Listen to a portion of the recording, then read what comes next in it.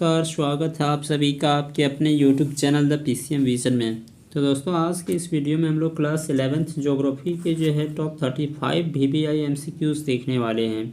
और इसी तरह के जो क्वेश्चन है वो आपके एग्ज़ाम में देखने को ज़रूर मिलेगा। तो आप सभी लोग वीडियो के अंत तक बने रहें, और अगर यह वीडियो पसंद आए तो आप अपने दोस्तों के बीच ज़रूर शेयर करिएगा। तो चलिए बिना टाइम वेस्ट किए हम लोग पहले क्वेश्चन की ओर बढ़ते हैं। तो पहला क्वेश्चन आप लोग के बीच है कि इनमें से कौन सा ग्रह जो है वो सूर्य के सबसे नज़दीक है। ठीक है, सूर्य के सबसे नज़दीक ग्रह कौन सा है? तो आप लोगों को पता होगा कि सूर्य यहाँ पे, और हम आपको याद रखने का ट्रिक भी बताए हुए थे। कौन सा स्टेटमेंट बताए हुए थे? My very educated mother, my very educated mother. तो ये जो मरकरी है, ठीक है, एम से क्या हो गया? मरकरी। मरकरी का मतलब हो गया बुध। ठीक है, तो बुध जो है सूर्य के सबसे अधिक निकट ग्रह है। ठीक है, तो इतना आप याद रखिएगा। और हम बुध और शुक्र के बारे में आप लोग को बताए हुए थे कि इन दोनों के पास जो है अपना कोई उपग्रह नहीं है। ठीक है, बुध और शुक्र मात्र दो ऐसे ग्रह हैं जिनके पास कोई अपना उपग्रह नहीं है। पृथ्वी का एक उपग्रह कौन सा है? तो चंद्रमा एकमात्र उपग्रह है पृथ्वी का। और शनि का जो है वो आपका टाइटन है, वो आप लोग को पता है। ठीक है, तो इस तरह से जो है फर्स्ट का आंसर आपका ऑप्शन नंबर बी हो गया, बुध। अगला देखिए क्वेश्चन नंबर 2। हिमालय के किस भाग में करेवा भू आकृति पाई जाती है? तो हिमालय के जो है काश्मीर हिमालय है, तो काश्मीर हिमालयास में जो है वो करेवा आकृति भू आकृति पाई जाती है। ठीक है, अगला क्वेश्चन देखिए क्वेश्चन नंबर 3। निम्नलिखित में से कितने भारत के जीवमंडल नीचे यूनेस्को द्वारा मान्यता प्राप्त हैं? तो भारत में ऐसे कितने बायोस्फीयर रिजर्व हैं? ठीक है, बायोस्फीयर रिजर्व है जिसको यूनेस्को द्वारा मान्यता प्राप्त किया गया है। तो सही आंसर हो जाएगा आपका ऑप्शन नंबर डी 4। ठीक है, अगला देखिए क्वेश्चन नंबर 4। क्रमबद्ध भूगोल का प्रतिपादन किसने किया? तो क्रमबद्ध जो भूगोल है उसका प्रतिपादन जो है आपका हमबोल्ट ने किया। ठीक है, क्रमबद्ध भूगोल का प्रतिपादन किसने किया? तो हमबोल्ट। अगला देखिए क्वेश्चन नंबर 5। नर्मदा और ताप्ती नदियाँ जो है वो किधर बहती है? आप लोग पता है नर्मदा और ताप्ती नदियाँ जो है वो पूर्व से पश्चिम की ओर बहती हैं, यानी ये पश्चिम की ओर बहने वाली नदियाँ हैं। ठीक है, नर्मदा नदी का उद्गम जो है अमरकंटक पहाड़ी से हो गया, ताप्ती का मुल्ताई पहाड़ी से हो गया। ठीक है, नेक्स्ट देखिए, बाढ़ आने का कारण नहीं है। तो बाढ़ जो है वो किससे नहीं आ सकता है? ठीक है, तो बाढ़ जो है आपका जैविक आपदा बायोलॉजिकल डिजास्टर से नहीं आ सकता है। भूस्खलन से हो जाएगा, सुनामी से हो जाएगा, भारी वर्षा से बाढ़ आती है, लेकिन जैविक आपदा से नहीं होती है। ठीक है, नेक्स्ट देखिए, रेगड़ मृदा, ठीक है, जिसको हम लोग रेगुर सॉइल भी कहते हैं, उसको किस नाम से जानते हैं? हम लोग काली मृदा के नाम से जानते हैं। ठीक है, अगला क्वेश्चन देखिए क्वेश्चन नंबर 8। निम्नलिखित में से किस सागर में लवणता सबसे अधिक पाई जाती है? तो लवणता वाला सबसे अधिक सागर कौन सा हो गया? लाल सागर। लाल सागर में है जो सबसे अधिक लवणता पाई जाती है। ठीक है, अगला क्वेश्चन देखिए क्वेश्चन नंबर 9। इनमें से कौन सी मानव भूगोल की शाखा है? तो मानव भूगोल की कौन सी शाखा है इनमें से? तो सामाजिक भूगोल जो है, सोशल ज्योग्राफी, एक तरह से ये आपका मानव भूगोल की शाखा है। नेक्स्ट क्वेश्चन देखिए क्वेश्चन नंबर 10। सुनामी शब्द की उत्पत्ति हुई है। सुनामी जो शब्द है उसकी उत्पत्ति कहाँ से हुई है? तो सुनामी शब्द जो है एक जापानी वर्ड है। ठीक है, सुनामी शब्द जो है वो क्या है? एक जापानी वर्ड, याद रखिएगा।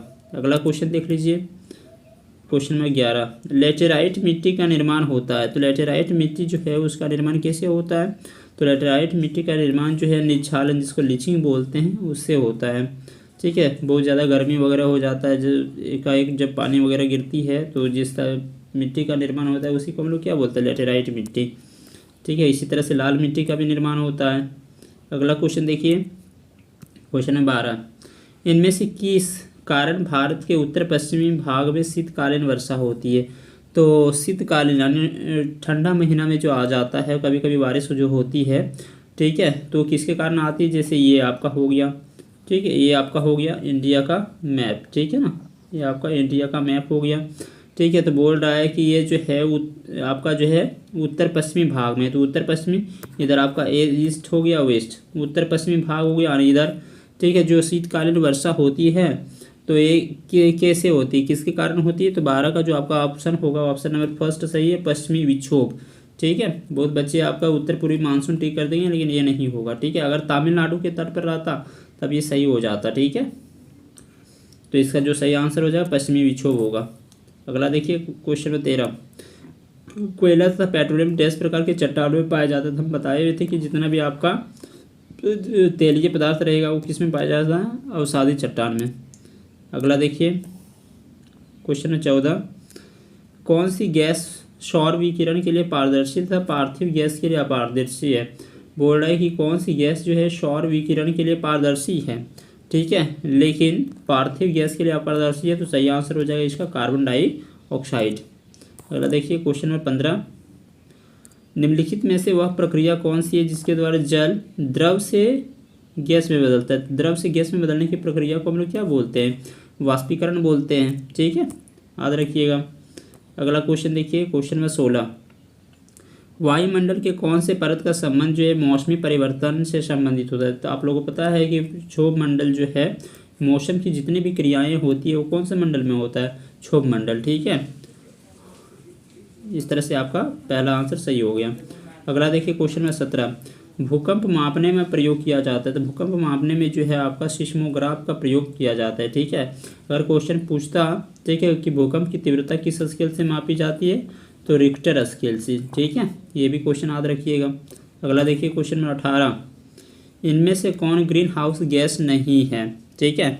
तो इनमें से कौन सा जो है ग्रीन हाउस गैस नहीं है, कार्बन डाइऑक्साइड है, मीथेन भी है, क्लोरोफ्लोरोकार्बन भी है, लेकिन ऑक्सीजन जो है ग्रीन हाउस गैस नहीं है, ठीक है। तो 18 का जो ऑप्शन नंबर डी सही है। अगला देखिए, भारत का दक्षिणतम बिंदु कौन सा है। तो भारत का जो दक्षिणतम बिंदु है वो आपका कौन सा है, इंदिरा पॉइंट है ना।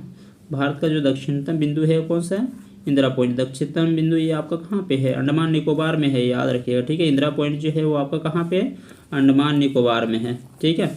और भारत का जो है सबसे उत्तरी बिंदु कौन सा है, वो आप कमेंट बॉक्स में जरूर कमेंट करिएगा, ठीक है। 10 डिग्री चैनल क्या करता है, अंडमान और निकोबार को अलग करता है, ठीक है।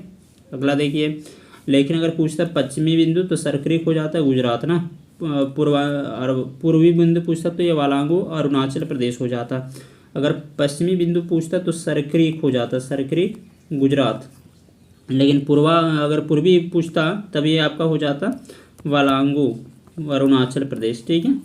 आप लोग कमेंट बॉक्स में कमेंट करेंगे कि आपका जो है उत्तरी बिंदु का नाम क्या है।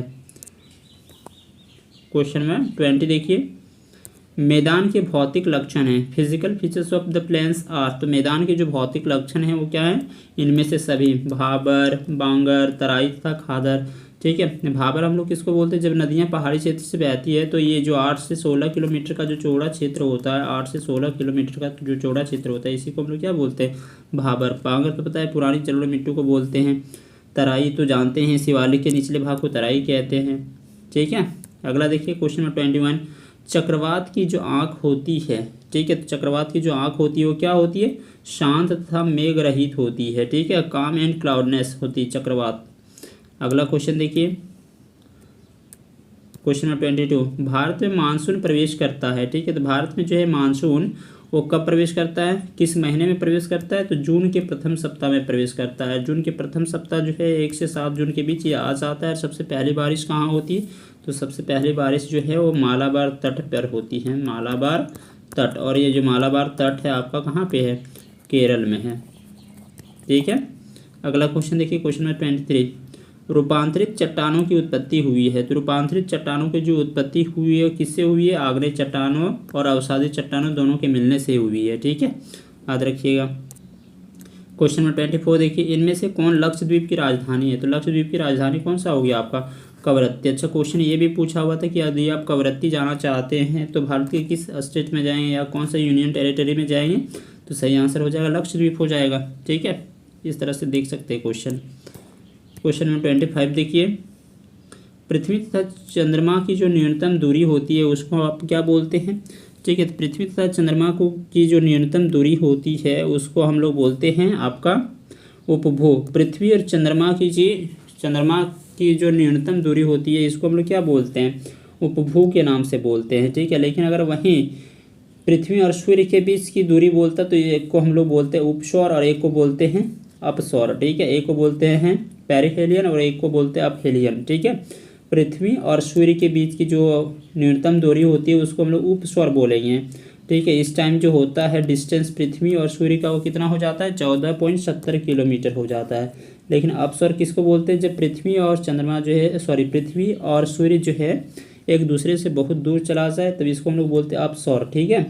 और ये जो होता है अपसौर ये कब होता है? 4 जुलाई को होता है। अपसौर जो होता है वो कब होता है? 4 जुलाई को होता है। और उपसौर जो होता है वो 3 जनवरी को होता है। उपसौर जो होता है वो 3 जनवरी को होता है। तो जब नज़दीक होता है यानी उपसौर की जो घटना होती है तो जो डिस्टेंस होता है वो 14.70 किलोमीटर हो जाता है। लेकिन जब अपसौर की घटना होती है यानी 4 जनवरी को, जब 4 जुलाई को जब ये होती है, ठीक है, तो इसमें से जो है पृथ्वी और सूर्य के बीच की दूरी जो है 15.21 करोड़ चला जाता है, ठीक है। आशा करते हैं कि आप लोग को समझ में आ गया होगा। चलिए बढ़ते हैं अगले क्वेश्चन की ओर। क्वेश्चन नंबर 26 देखिए। चट्टानों में पाए जाने वाले लोहांश के साथ ऑक्सीजन मिलकर निम्नलिखित में से क्या बनाती है? ठीक है, तो ऑक्सीजन के साथ मिलकर के जो है आयरन ऑक्साइड का निर्माण करती है। अगला क्वेश्चन देखिए। इनमें से कौन से राज्य में गुरु शिखर पर्वत अवस्थित है? तो गुरु शिखर पर्वत जो है आपका राजस्थान है ना। गुरु शिखर पर्वत कहाँ पे है? राजस्थान में है। अगला देखिए, अगर पूछता सतपुड़ा की पहाड़ी कहाँ है तो आपका सही आंसर हो जाता है मध्य प्रदेश। और गिर का अगर पूछता तो गिर जो है गुजरात और एशियाई सिंह के लिए विख्यात है ये पहाड़ी, ठीक है। अगला देखिए क्वेश्चन नंबर 28। वे प्रजातियां जो स्थानीय आवास की मूल प्रजाति नहीं है लेकिन उस तंत्र में स्थापित की गई हैं। जो मूल प्रजाति नहीं है लेकिन उसको कहीं से ला करके स्थापित किया गया है उसको आप लोग क्या बोलेंगे? तो सही आंसर बोलेंगे इसको विदेशज।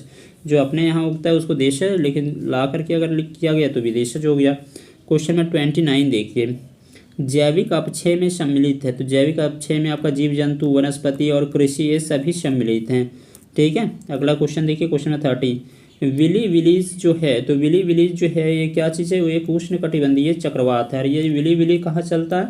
ऑस्ट्रेलिया में। कहाँ चलता है ये? ऑस्ट्रेलिया, ठीक है, याद रखिएगा। विली विली जो है वो कहाँ चलता है? आपका ऑस्ट्रेलिया में, ठीक है। आप लोग कमेंट बॉक्स में ये कमेंट करेंगे कि एक जो चक्रवात है टाइफून वो कहाँ चलता है, और एक जो है हरिकेन, ठीक है, हरिकेन। कमेंट बॉक्स में ज़रूर कमेंट करिएगा क्योंकि ये क्वेश्चन जो है पूछने का ज़्यादा वेटेज है। तो टाइफून जो है कहाँ चलता है और हरिकेन कहाँ चलता है, इन दोनों का जो होता है स्पीड वो कितना होता है, ठीक है। तो चलिए देखते हैं अगला क्वेश्चन हम लोग। Question number 31। निम्न में से कौन सा मुख्य प्लेट है? ठीक है, तो कौन सा आपका मुख्य प्लेट हो जाएगा? आपका जो है अफ्रीकन प्लेट जो है एक मुख्य प्लेट है, जबकि नज़्का प्लेट और अरेबियन प्लेट जो है ये छोटे छोटे प्लेट हैं, ठीक है, याद रखिए। क्वेश्चन में 32 देखिए। लटकती घाटी निर्मित होती है। तो लटकती घाटी जो हैंगिंग वैलीज है, ठीक है, वो आपका कहाँ है? तो हैंगिंग गार्डन जो है आपका 32 का जो है ऑप्शन नंबर डी सही हो जाएगा, स्नो कवर्ड एरिया में, ठीक है, हिमाच्छादित क्षेत्र में। अगला देख लीजिए क्वेश्चन में 33। ये जो मानचित्र दिया हुआ है जो यहाँ पे शो कर रहा है, ठीक है, तो पूछ रहा है कि इनमें से कौन सा झील को दर्शाया गया है, ठीक है। तो इसमें कौन सा झील को दर्शाया गया है? तो यहाँ पे आप लोगों को पता होगा कि ये आपका उड़ीसा, और उड़ीसा में जो है खारे पानी की सबसे बड़ी झील है कौन सा? चिल्का झील, ठीक है। वेम्बनाड झील कहाँ पे है? तो वेम्बनाड झील केरल में है, ठीक है। अगला देख लीजिए, सांबर झील राजस्थान में, याद रखिएगा। क्वेश्चन में 34। तो 34 का क्वेश्चन है, दिए गए मानचित्र में कौन सी नदी दर्शाई गई है? अच्छा, नदी है कहाँ? तो नदी यहाँ पे है ना, ये नदी यहाँ पे दर्शाया गया है। तो पूछ रहा है कि ये नदी कौन सा नदी है, ठीक है। अब यहाँ पे कौन सा नदी बहती है बोलिए, आप लोग कमेंट बॉक्स में कमेंट करिए। तो आपका जो है कावेरी सही हो जाएगा इसका, ठीक है। अगला क्वेश्चन देख लीजिए, क्वेश्चन नंबर 35। पूछ रहा है कि छायांकित भाग जो है किस प्रकार की मृदा को दर्शाया जाता है? छायांकित भाग में जो है आपका काली मृदा को दर्शाया जाता है, ठीक है। तो ये रहा दोस्तों आप लोगों के बीच टॉप 35 MCQs, ठीक है। एग्जाम में बैठने से पहले आप इन सब क्वेश्चन को एक बार जरूर कर लें और अच्छे से समझ लें। और इसके पहले भी ज्योग्राफी का बहुत सारा सेट डाला जा चुका है, तो वो सब वीडियोज़ को भी आप एक बार देख लें। तो चलिए मिलते हैं अगली वीडियो में, अभी के लिए इतना ही, धन्यवाद।